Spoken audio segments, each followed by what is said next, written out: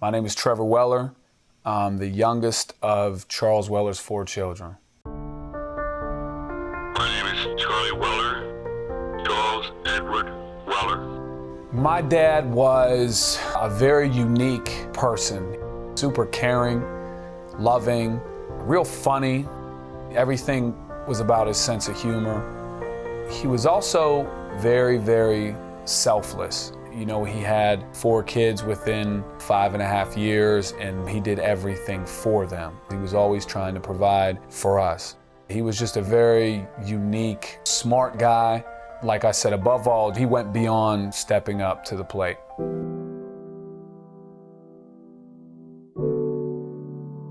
So my father wasn't exactly like a pillar of health. Long story short, the valve going to his heart wasn't opening up just as much as it should.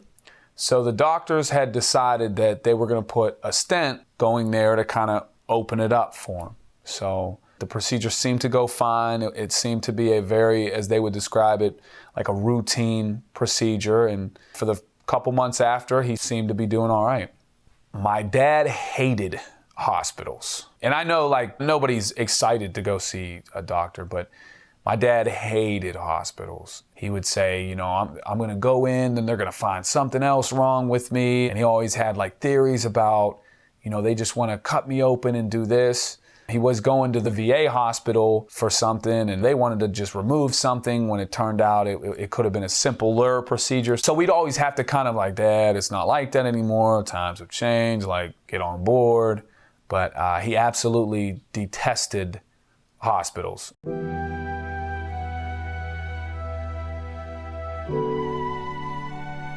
My dad had a nodule in his lung that they were kind of monitoring.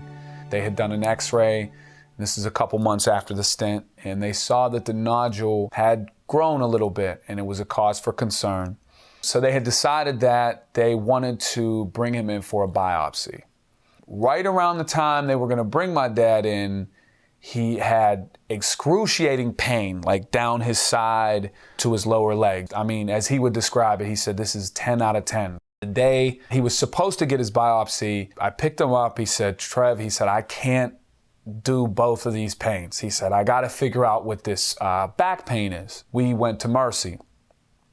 Mercy, the first thing they said was, we want to do an x-ray specifically where that stent is because there's a chance that a leak in the stent is causing this pain. You know, I'm just there, I'm not a doctor or anything, so it made sense to me, I guess. So they took my dad and they specifically x-rayed where the stent was to determine if there was a leak, if that was the cause for the pain. After they did the x-ray, they came in and they said, quote, great news, the stent looks fine, it's not the stent. And they told me, well, you know, he could be sleeping on it wrong, so we got some heating pads for him. And, you know, they gave him some ibuprofen, and after a 9-hour trip, we were gone. A few days afterwards, you know, my dad was still getting these back pains. The ibuprofen was only working for a couple hours. So he ended up going to a chiropractor, and the chiropractor told him that he had sciatica. So that's what the back pain was that he had the x-ray for, was sciatica. With the new diagnosis, my father was able to reschedule his biopsy, and he did end up going in for the biopsy. It turned out that when we got the results of the biopsy, that my father did have lung cancer. That nodule was lung cancer. They wanted to bring us in to do a PET scan. They said that would explain exactly where the cancer has gone, what they can do, what their options are. So on a Friday, my father went in and he did the PET scan. The following week, we went in to get the results. The doctor had given us some pretty promising news, considering. He said that it looks like, and he drew up a picture, he said, the lung cancer is only in the middle part, so it can be removed. He said, and you know, even though you're not fully out the woods, it doesn't look like it's gone to your lymph nodes, And that would be what we have to watch out for afterwards, just to make sure nothing went to your lymph nodes. But then he said, which I'll never forget, he said, but it looks like the leak in the stent has gotten a little worse. So I looked at my dad and I said, the leak? And I'm thinking, we went 2 weeks ago, they said there wasn't a leak. They said it was great. So the doctor said, no problem. Doctor wants to see you Monday. So this was a Friday. He said he just wants to see you first thing Monday morning, 5:30 a.m. He said, routine procedure. They just go, check the stent, make sure it's not leaking, make sure everything is good, and you'll be good. He said he'll be out. They might keep him overnight, and he'll be out the next day.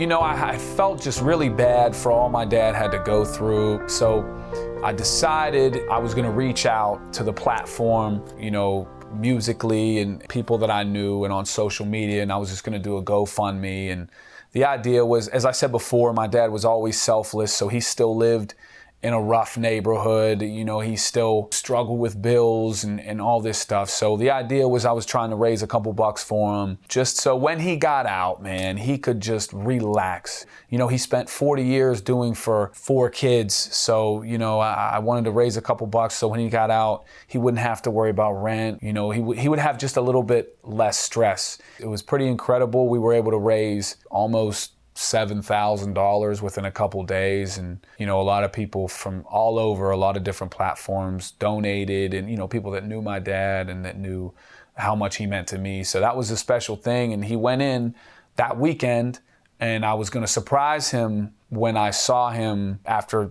the whole fundraiser was over.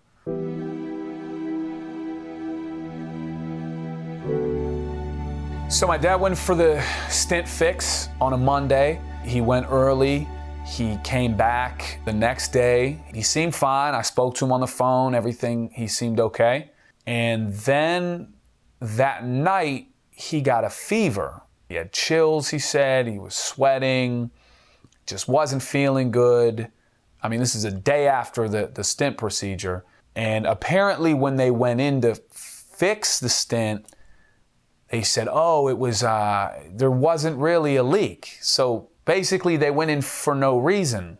And they told us, when I explained about the x-ray with sciatica, well, a PET scan shows you more. That's why it showed up in the PET scan. So the next day, fever, chills. Then the morning after that, they had gotten worse and he had to be rushed to the emergency room.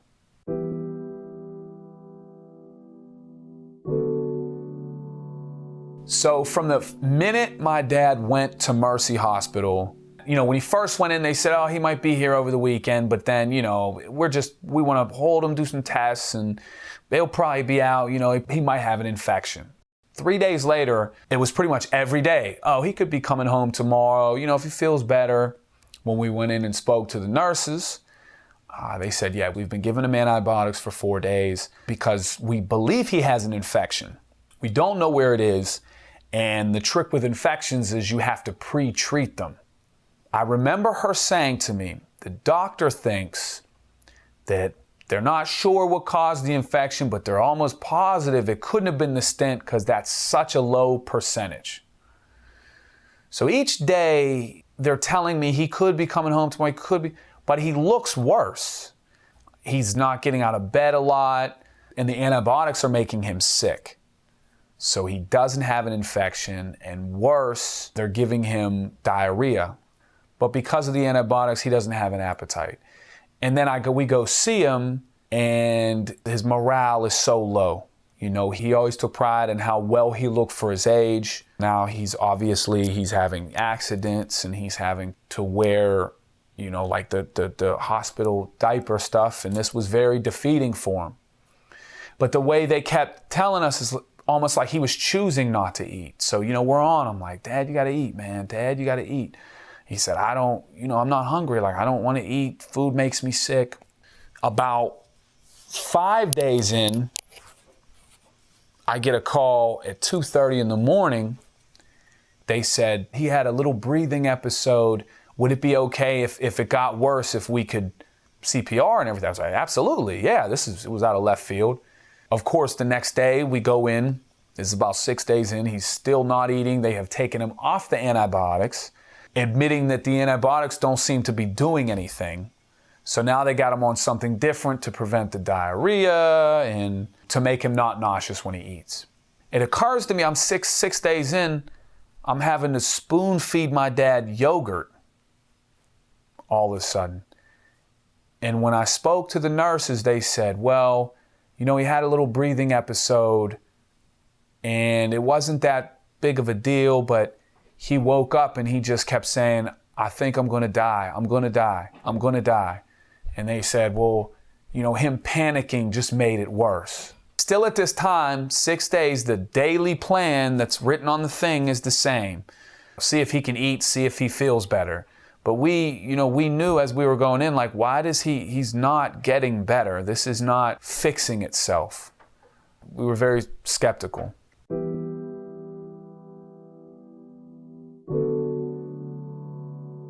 It was about 8 days or so in, I'm still thinking, like, because they keep telling me, like, well, if he starts to eat and he starts to feel like himself again, he'll be ready.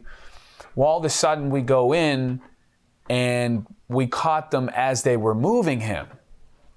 And they said, we're going to move him to the ICU. It looks like he has a bit of pancreatitis. And they stressed, but the real reason is the nurse that's on the 9th floor has 6 patients, and we just think he'd be getting more closer 2-on-1 care in the ICU. So we're going to take him down there to give him fluids. It still didn't click to me when he went down to the ICU. Even when I walk in there and I'm like, man, this, obviously I know what an ICU is, but man, this doesn't sound like the way that they had put it out to be. Keep in mind that my dad was on the 9th floor in July, and I didn't know this till later, but July is when they switch and put all the new nurses in. This was also news to me. It wasn't until the 10th day or something that the critical care doctor, looked at me, and finally somebody goes, he's in here because he's sick. Because I'm still like, well, how long do we think he'll be in here? And she goes, yeah, he's in here because he's sick. He has pancreatitis that could be from a blockage. And at this point, 9-10 days, now he's in the ICU, his blood is not coagulating properly.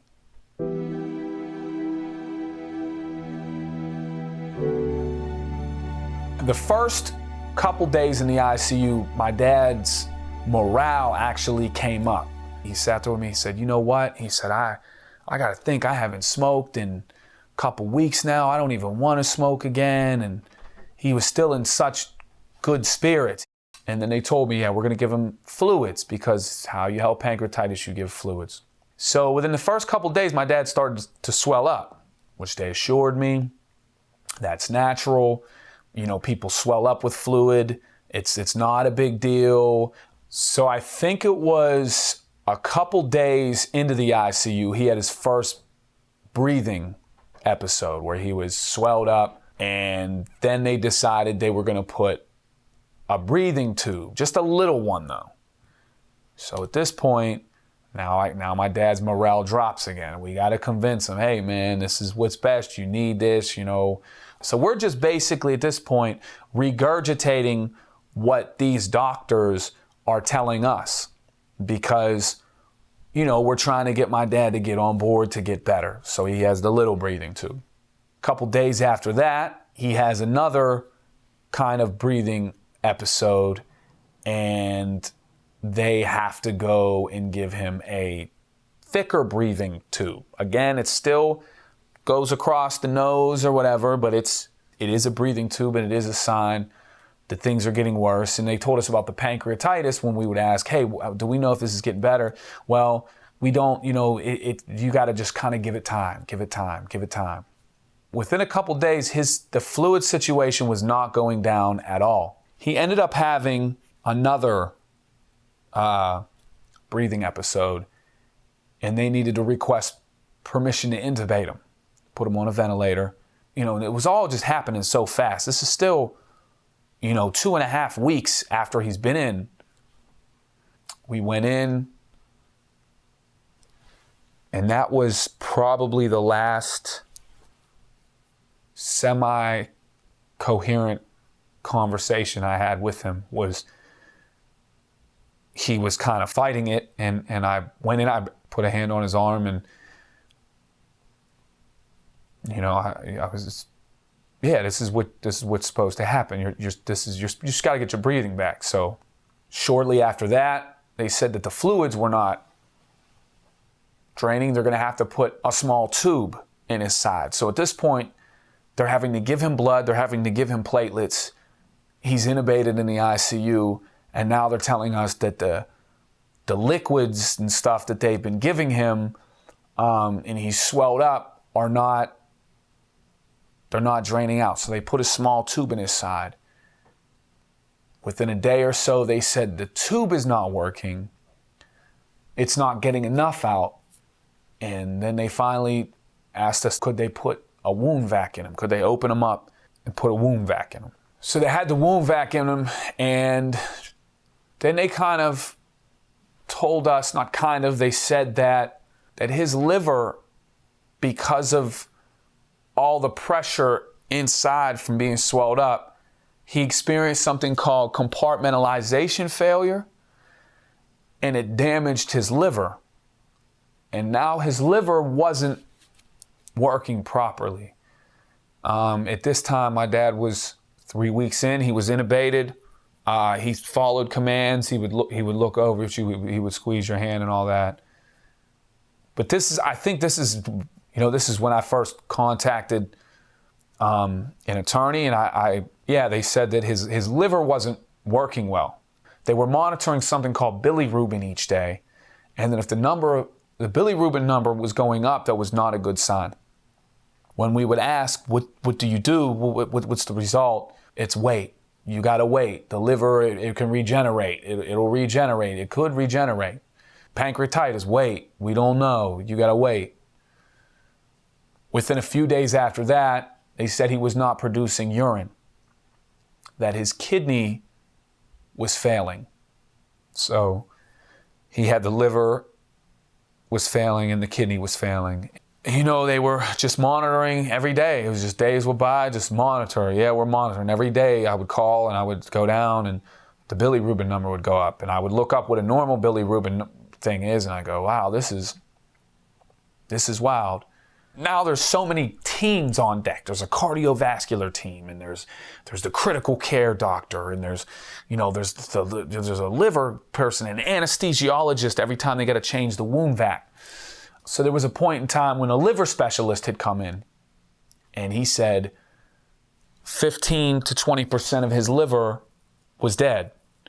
He thought that the damage to the liver was done from not getting the appropriate amount of blood and platelets on the 9th floor.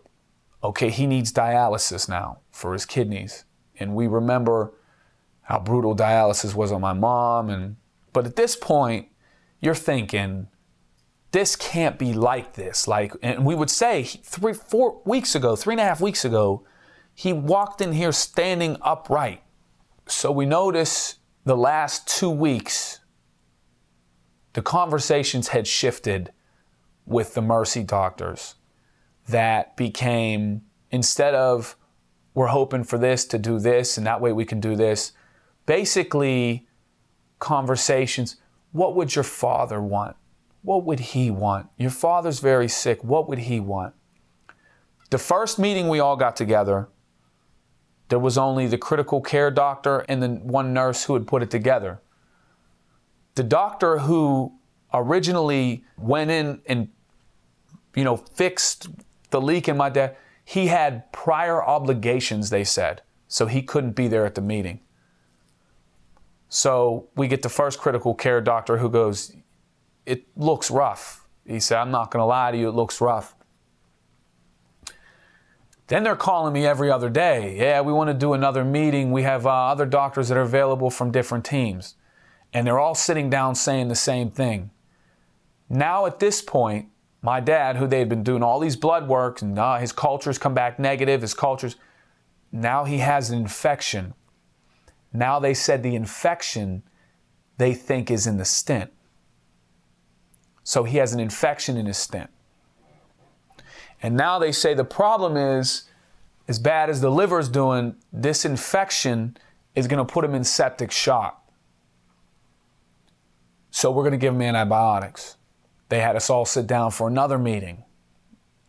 What would your father want? And just very patronizing, kind of making us sound like we're bad people or we should come to the realization. So the doctor, the head of infectious disease, said, we've been giving him this antibiotic, and we're under the assumption that 99.9% of the time, it's one particular infection. And he said 99.9% of the time they hit him with the right antibiotic. But when it came back, it was that 0.1% that my dad had C. diff in his blood. C. diff in his blood. And they said, we have so few examples of this that we don't even know how to treat it. He explained how the infection is even worse because it's in the stent. So the infection that occurs in the stent seemed to be from when they went in and messed with the stent that never needed to be touched, and somehow now they put C. diff in his blood. And I just don't understand it. Nurses I've talked to don't understand how that happens. One of the worst things is in all of this is the nursing staff at Mercy were some of the most nice, caring people you'd ever meet. And they're sent out there to just take grenades, to just regurgitate what the doctors tell them, but have to stand in front of somebody's family.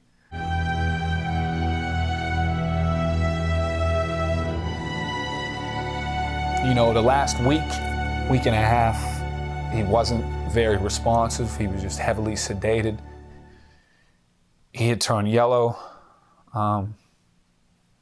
He would, just make random movements.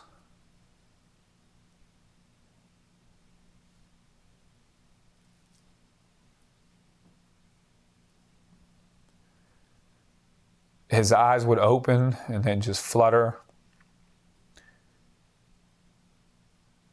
and close. And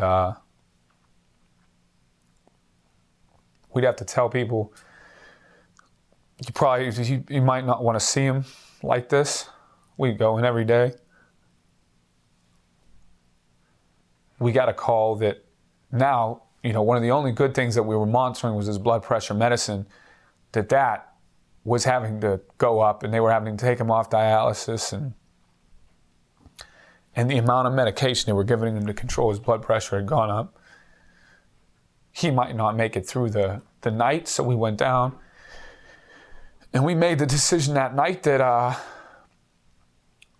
we would see how the night goes, and the next day we would take him off everything and just see how he did.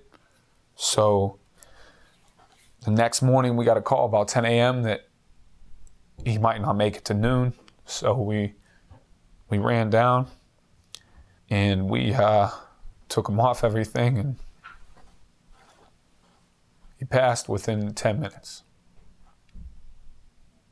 I never got to tell my dad how much everybody cared, how much everybody donated, how much everybody wanted to see him happy and stress-free. I never got to tell him about the GoFundMe. I whispered it in his ear, and I told him at that point, I don't know that he knew, and anything else is speculation.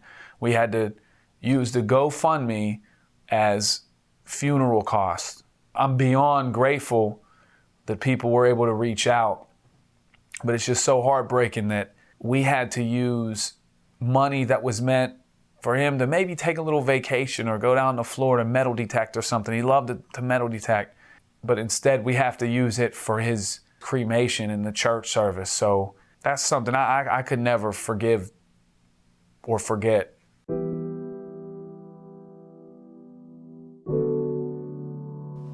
what my dad had to go through,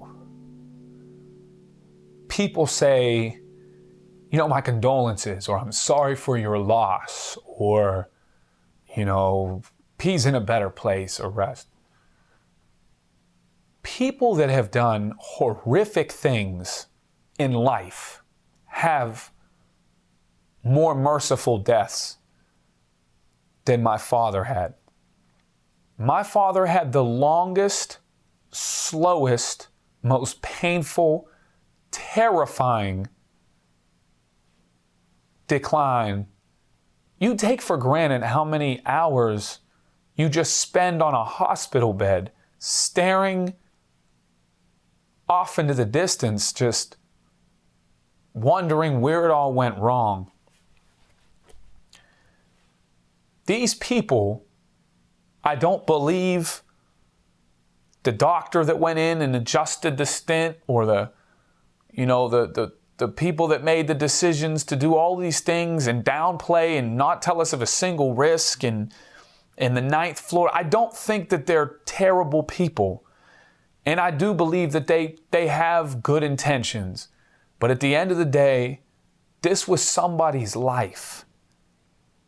And you don't get to just push buttons and make decisions from afar and have no repercussions and have no accountability and not have to stand in front of somebody.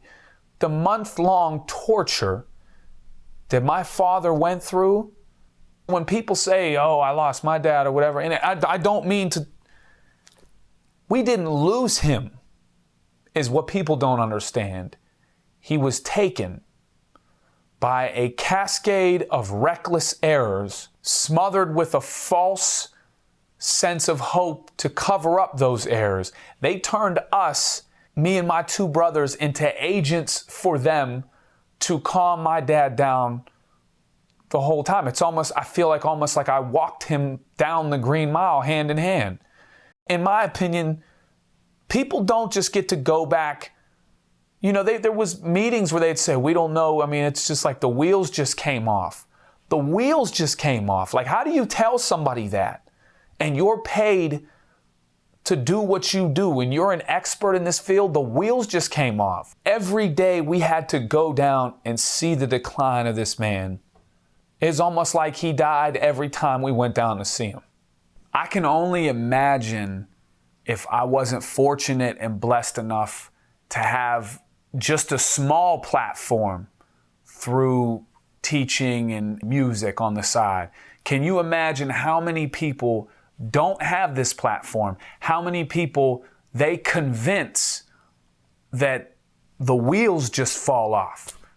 At the end of the day, they slowly convince you, of the optimism, and they slowly squeeze it out of you, and then they start hitting you with the better place and the what would he want. And I don't know how this is going to turn out, but I know I'm not going to stop.